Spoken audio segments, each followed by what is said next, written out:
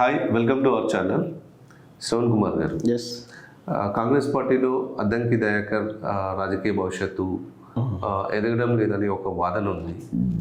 అయితే అద్దంకి దయాకర్ని ఎదగనివ్వకుండా ఆ కాంగ్రెస్ పార్టీలో ఆ జిల్లా నాయకులే చేస్తున్నారని చెప్పి ఒక వాదన నడుస్తుంది. ఇంకా దాన్ని కొంచెం పరిధి దాటితే జిల్లాలోని రెడ్డి సామాజిక వర్గం ఈయన ఎదుగుదలను తొక్కిపెడుతున్నారని చెప్పేసి ఇంకొక వాదన నడుస్తుంది. దీంట్లో వాస్తవాలు ఎంతవరకు ఎంతవరకు ఉన్నాయంటారు?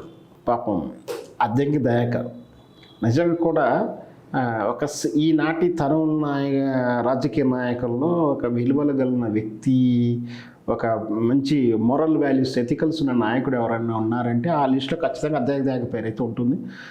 ఇంకా చెప్పాలంటే మొదటి వరుసలోనే ఉంటుందని చెప్పవచ్చు. ఎందుకంటే కరప్షన్ లేదు, కాంట్రాక్టులు లేవు, ఫైరవులు లేవు, అవసరాలకు అనుకూలంగా పార్టీ ఫిరాయించి తత్వం కానీ, ఆ పార్టీలో స్టాండ్ మాట్లాడుతున్నప్పుడు వల్గర్గా ఇష్టం వచ్చినట్టుగా నీతి నియమాలు తప్పించినటువంటి విమర్శలు ఏవి కూడా చేయడు. మనం చూస్తుంటాం. ఒక్కొక్కసారి మన గతంలో బండి సంజయ్ చూసాం. అక్కడ ఏదో జరిగింది, దానికి మతాన్ని అంటగడతానికో, కులాన్ని అంటగడతానికో, లేదా కుటుంబాన్ని అంటగడితే ప్రాపగండం చేయడానికి చేస్తుండడం మనం చూసాం. వరంగల్లో అమ్మాయి విషయంలో కానీ, పేపర్ లీకేజీల విషయంలో కానీ, అంత నీచ రాజకీయాలు. ఇంత నీచ రాజకీయాలు ఈ రోజుల్లో ఒక విలువలు కలిగినటువంటి వ్యక్తి అద్దంకి దయాకరు మనగడ సాధ్యమా అని అనిపిస్తుంది. అంటే నిజంగా కూడా ఇప్పుడు ఆ మనగడే సాధ్యం కాదని అంటే ప్రశ్నకు సమాధానం దొరికినట్టుగా, మరి ఇతన్ని ఎదగనీయకుండా చేస్తున్నారు, ఇంత మంచి నాయకుడిని అవకాశాలు తొక్కిపడేస్తున్నారు ఎందుకు? మరి ఇంత మంచి నాయకుడు అనుకుంటున్నాం, సంతోషపడుతున్నాం, మంచి భవిష్యత్తు ఉంటుంది అనుకుంటున్నాం. టీవీ డిబేట్లో కూడా పార్టీ తాలూకు ఎజెండాని ఒక సిస్టమేటిక్, అంటే వితౌట్ ఎవిడెన్స్తో మాట్లాడడం, లెక్కలు, అంకెలు, గణాంకాలు, డేట్స్తో సహా, హిస్టారికల్ క్రానికల్ ఆర్డర్ అంటే ఎప్పుడెప్పుడు ఏం జరిగింది, ఏ డేట్ ప్రకారం జరిగిందో చెప్పగల సమర్థత, ఇన్ఫర్మేషను, విమర్శించే వాళ్ళ డేటా కూడా ఈయన దగ్గర ఉంటుంది. అంటే ఏదో పేపర్ మీద కాదు, ఇదంతా కూడా తన బ్రెయిన్లోనే ఉంటుంది. అంటే ఎక్కడిదక్కడ ఎప్పటికప్పుడు వాదించడానికి, డిఫెన్స్ చేయడానికి కానీ, లేదా ఎదుటి పార్టీ వాళ్ళని ప్రశ్నించడానికి కానీ తన దగ్గరటువంటి ఆ రాజకీయ జ్ఞానం అని చెప్పొచ్చు, రాజకీయ పరిజ్ఞానం అని చెప్పొచ్చు, అంతా కూడా సిస్టమేటిక్గా ఉంటుంది. ఆ విషయంలో ఎవరు కూడా అతన్ని అనుమానించడం కానీ తక్కువ చేయడానికి వీలు లేదు.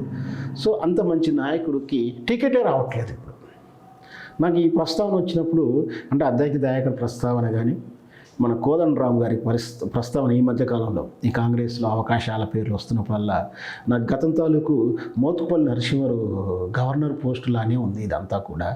అంటే గతంలో మనం వీరు మరో మోత్కుపల్లిలా అని అనిపించే కాడుకుంది నాకు. ఎందుకంటే వీళ్ళకి అవకాశాలు వస్తున్నట్టే కనిపిస్తాయి, టాంజబుల్, నాన్ టాంజబుల్. ఇట్లా పట్టుకునే లోపు ఆ స్వప్నం కదిలిపోతుంది. అదే నుంచి నిన్న స్పష్టంగా ఎమ్మెల్యే ఎన్నికలప్పుడు అంటే మనం చెప్పుకుంటాం.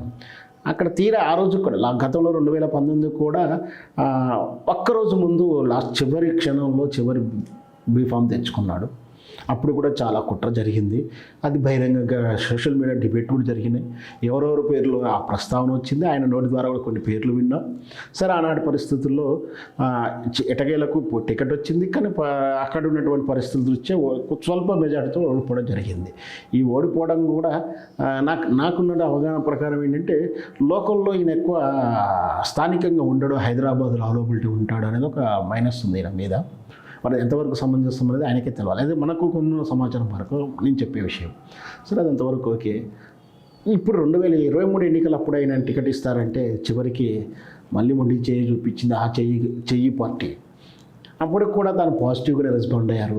సహజంగా టికెట్ రాకపోగానే, రాదు అని తెలిసినప్పుడే ప్రెస్ మీట్లు పెట్టి దుమ్మెత్తిపోసి అమ్మనాబూతులు తిట్టేటువంటి రాజకీయ నాయకులు ఉన్నటువంటి ఈ రోజుల్లో టికెట్ రాకపోవడాన్ని, ఇవ్వకపోవడాన్ని కూడా పాజిటివ్గా రెస్పాండ్ అయ్యేటువంటి ఏకైక వ్యక్తి ఎవరైనా ఉన్నారంటే అద్దంకి దయాకర్.